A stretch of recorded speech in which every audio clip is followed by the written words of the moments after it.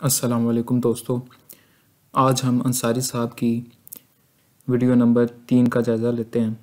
اگر کسی نے سنی ہوئی ہے تو وہ اس کو سکپ کر دیں، پھر میں اس کے دلائل کا جواب دیتا ہوں۔ بسم اللہ الرحمن الرحیم۔ میں ہوں انصاری۔ ناظرین کرام، بیت اللہ کو نیست و نابود کرنے میں لگی ہوئی ہے یہ یہودی لابی۔ میں سمجھتا ہوں اس کا دفاع کرنا ہر مسلم پر فرض بنتا ہے۔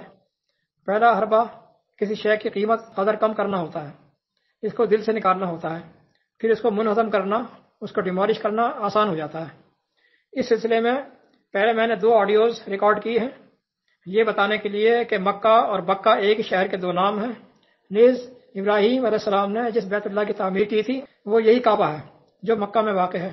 یہ تمام دلائل اس ناچیز نے قرآن سے دیے ہیں جو اس وقت دنیا میں واحد غیر مشکوک کتاب ہے۔ اب میں سلسلہ شروع کر رہا ہوں ڈین گبسن کی ویڈیو جو دا سیکرڈ سٹی کے عنوان سے موجود ہے۔ بیانیوں کو غلط ثابت کرنے کے لیے چند فراڈز کا سامنے آ جانا ہی کافی ہوتا ہے۔ کہتے ہیں کہ مکہ میں آثار قدیمہ کی روح سے 800 قبل مسیح تک کوئی قدیمی آثار نہیں ملتے۔ تبصرہ: آثار قدیمہ تو وہاں ملتے ہیں جہاں کوئی بستی کسی قدرتی آفت کا شکار ہوئی ہو، کسی قدرتی آفت کے تحت تباہ ہو گئی ہو، کھنڈر بن گئی ہو، تہ نشین ہو گئی ہو، اور مکہ میں تو ایسا کچھ ہوا ہی نہیں تھا۔ مکہ میں جب ابراہیم علیہ السلام نے بیت اللہ کی تعمیر کی تو یہ بے آب و گیا ایک وادی تھی، جو میں سابقہ آڈیوز میں قرآن کے حوالے سے ثابت کرایا ہوں 14/37 کے حوالے سے۔ اس وقت سے لے کر آہستہ آہستہ یہاں آبادی ہوتی گئی بغیر کسی تباہی کے، اور محمد علیہ السلام کے دور تک یہ ایک تجارتی مرکز بن گیا تھا، جیسا کہ سورہ قریش سے ثابت ہے۔ سورہ قریش نکالیے قرآن کی، لإلاف قریش إیلافهم رحلة الشتاء والصیف، سورہ قریش 106 نمبر ہے اس کا، یہ نکالے۔ مکہ سے اہل قریش کے 2 قافلے نکلا کرتے تھے، ایک سردی کے موسم میں اور ایک گرمی کے موسم میں۔ سردیوں کے موسم میں یمن کی طرف جاتے تھے اور گرمیوں کے موسم میں شام کی طرف۔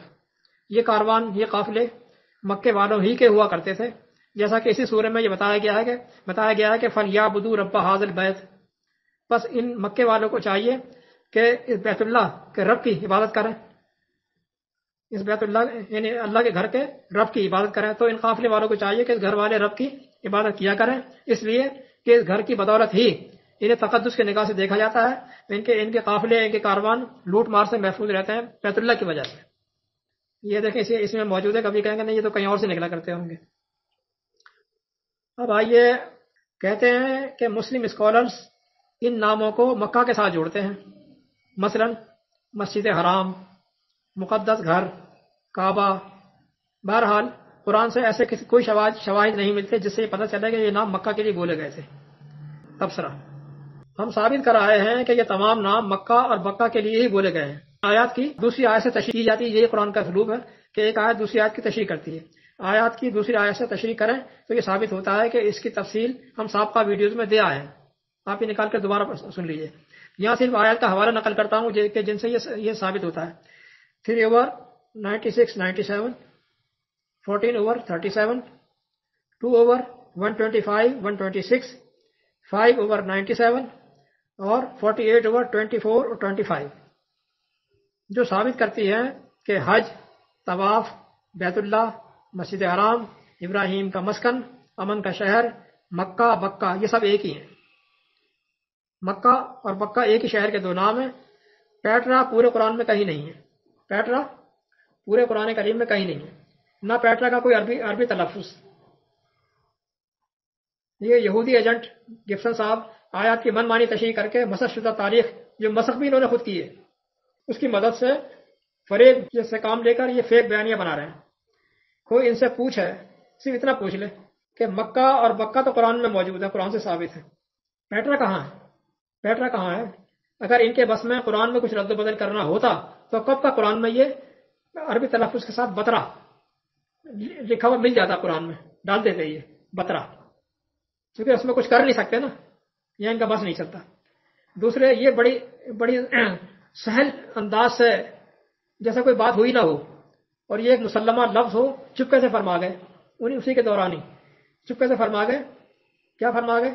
کہتے ہیں مسلم اسکالرز مکہ سے کئی نام جوڑتے ہیں، ذرا غور سے سنیے گا۔ مسلم اسکالرز مکہ سے کئی نام جوڑتے ہیں، مثلا مسجد حرام، یا پھر مقدس گھر، یا پھر گریہ زاری کی جگہ بکہ، یا پھر گریہ زاری کی جگہ یعنی بکا. یا کسی نے پوچھا کہ کون سا مسلم اسکالر بکا کو گریہ زاری کی جگہ کہتا ہے؟ بکا کو گریہ زاری کی جگہ کون سا مسلم اسکالر کہتا ہے؟ چپکے سے آپ ڈال گئے. یہ بکا کے معنی گریہ زاری یعنی رونا دھونا یہ کہاں سے آ گئے؟ اسی فراڈ پر گبسن صاحب نے اپنی ساری تعمیر کھڑی کی ہے. اسی فراڈ پر کہتے ہیں آگے چل کر آپ سنیے کہتے ہیں کہ پیٹرا میں ہی کعبہ تھا. پیٹرا ہی میں کعبہ تھا. پھر یہاں ایک بہت بڑا زلزلہ آیا تھا, پورا شہر تباہ ہو گیا, کعبہ بھی تباہ ہو گیا, منہدم ہو گیا. پھر لوگ یہاں کعبے کے پاس بیٹھ کر رویا کرتے تھے, گریہ زاری کیا کرتے تھے, آہو بکا کیا کرتے تھے, گریہ کیا کرتے تھے. تو اس اعتبار سے قرآن میں اسے بکا کہا گیا ہے. آہو بکا رونے دھونا کے اعتبار سے اس کو بکا کہا ہے. بکا کے معنی بکاون رونا دھونا. اچھا کون سی آیت سے؟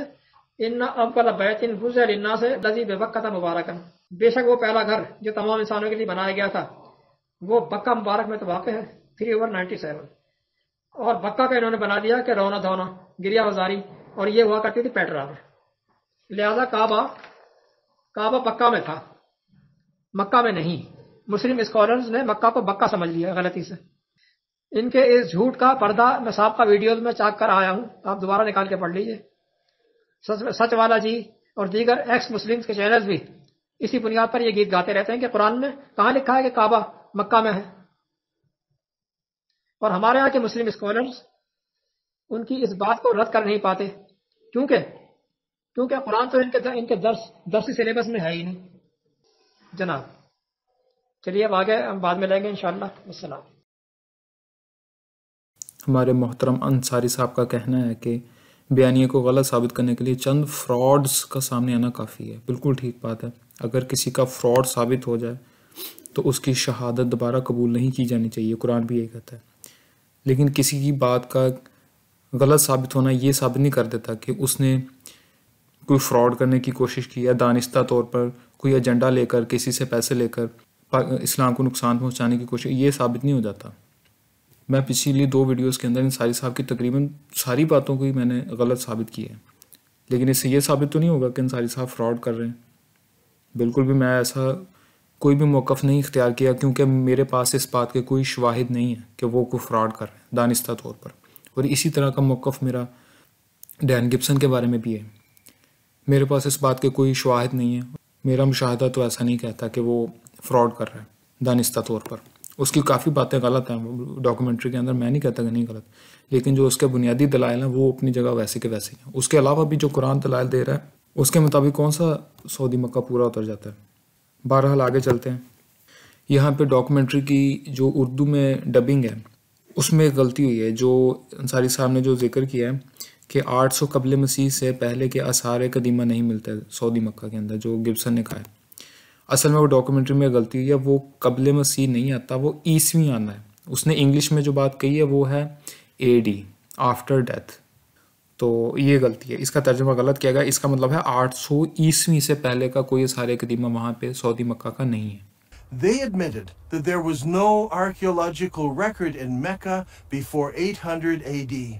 تو یہ بہت بڑی بات ہے. 800 عیسوی یہ پتہ کب بنتا ہے, یعنی کہ حضور صلی اللہ علیہ وسلم کے جانے کے بعد, فوت ہونے کے بعد کی بات, تب فوت ہونے تک بھی نہیں تھا یہ عرصہ. اس کا بھی کوئی اثار وہاں پہ نہیں ہے. انصاری صاحب کا کہنا ہے کہ جی وہ اس لیے وہاں پہ کوئی تاریخی آثار, وہاں پہ کوئی تاریخی عمارت اس لیے نہیں ملتی, وہ چیزیں نہیں ملتی کیونکہ وہاں پہ کبھی کوئی تباہی نہیں ہوئی, کوئی زلزلہ نہیں آیا, کوئی اس طرح کی چیز وہاں پہ نہیں ہوئی کبھی بھی. یہ بات نہیں بنتی کیونکہ ایک جگہ پہ تباہی نہ ہوئی ہو تو وہاں پہ کوئی پرانی چیز ہی نہیں ملنی چاہیے وہاں پہ.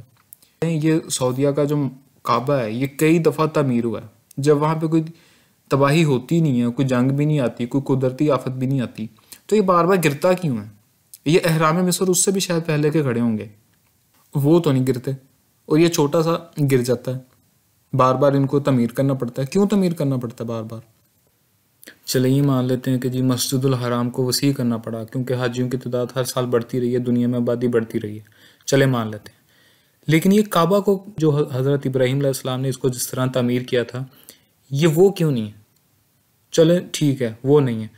محمد صلی اللہ علیہ وسلم کے دور میں جس طرح تھا یہ اس دور تک کا بھی ہے, یہ اس دور کا بھی نہیں ہے.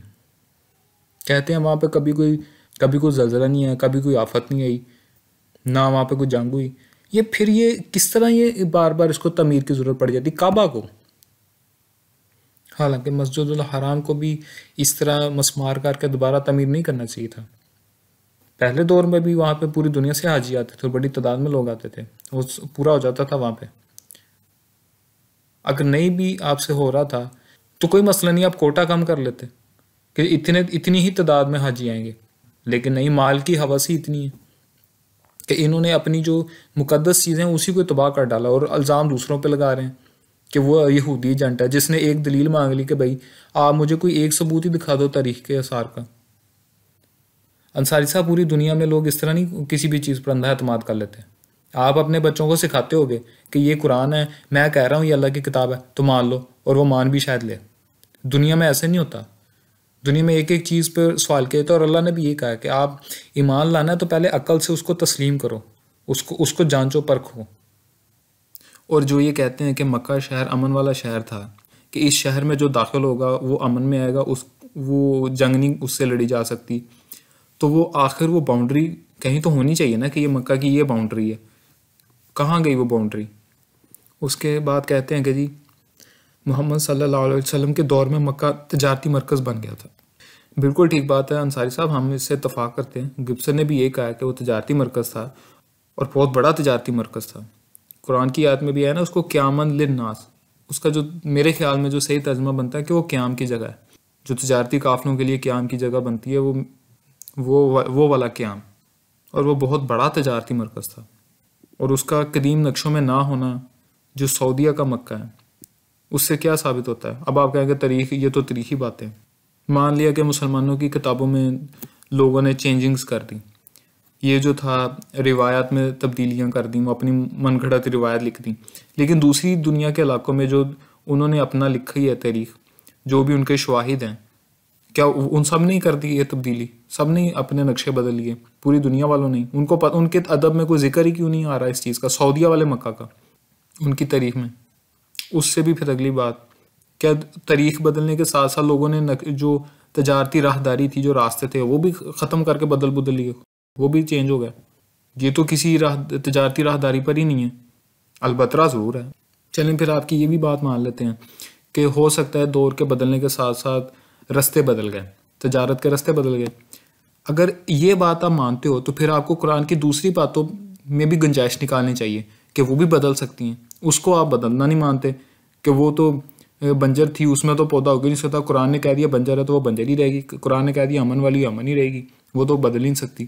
تو جب قرآن یہ کہہ رہا ہے کہ وہ وہاں پہ تجارتی قافلے آتے تھے, تو اب کیوں نہیں آ رہے وہاں پہ؟ اس کے بعد انصاری صاحب نے کہا کہ گبسن نے اپنی ڈاکومنٹری میں کہا کہ بکہ, مکہ اور مسجد الحرام کے ایک ہونے کا ثبوت اسے قرآن سے نہیں ملا. یہ بات اس نے واقعی کہی ہے. اگر اسے نہیں ملا تو ہو سکتا ہے اس نے غور سے مطالعہ نہ کیا ہو, لیکن اس سے یہ مطلب نکلتا ہے کہ وہ فراڈی ہے. گبسن نے یہ بات شروع میں ایک تمہید کے طور پر بولی تھی.